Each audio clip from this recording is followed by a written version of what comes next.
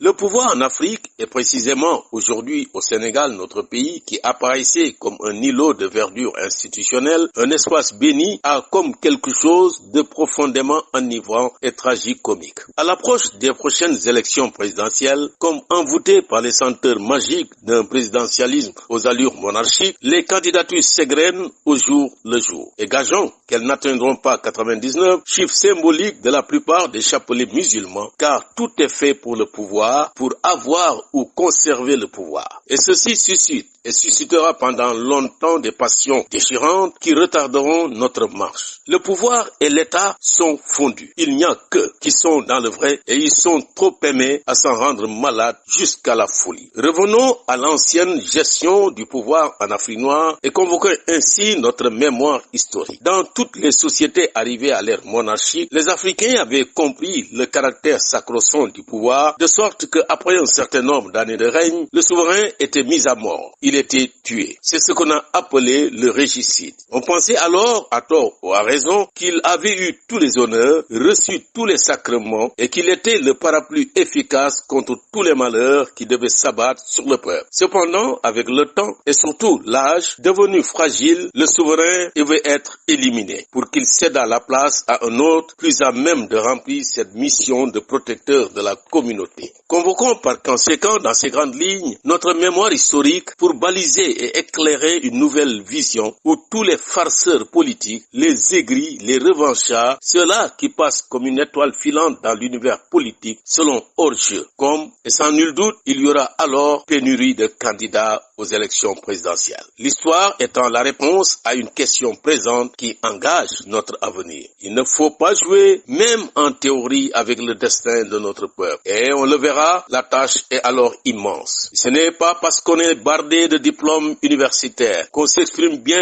et surtout en français et ou en arabe, qu'on occupe régulièrement les médias, que son compte bancaire est bien fourni, qu'on est à la droite du marabout, que son nom s'identifie à une confrérie, à une région ou une ethnie, qu'on devient dès lors l'homme providentiel. Nous pensons que le révérentiel suprême est le peuple éduqué, conscient, encadré, motivé, travailleur et surtout enthousiaste. Au moment où la terre semble se dérober sous nos pieds, notre pays est aujourd'hui sujet à toutes les convoitises. Il a besoin de l'apport conjugué de toutes ses composantes claniques, religieuses, sans préjugé aucun. Notre peuple a besoin d'un code de conduite morale, de gens vertueux, enthousiastes, qui apaisent les esprits pour en faire une trajectoire dynamique, positive dans l'évolution de notre histoire.